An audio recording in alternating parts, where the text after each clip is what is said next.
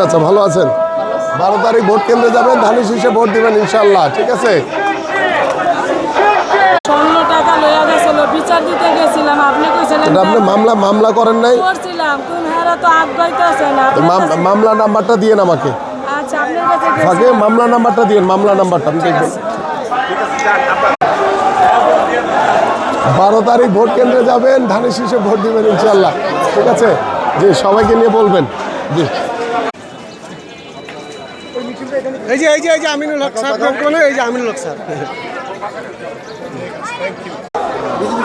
আচ্ছা আচ্ছা, গুড। আমার সঙ্গে পরিবার, আমার ভাই, আমার বাবারা বিএনপির সাথে জড়িত। ও বাবা, thank you thank you thank you. ঠিক আছে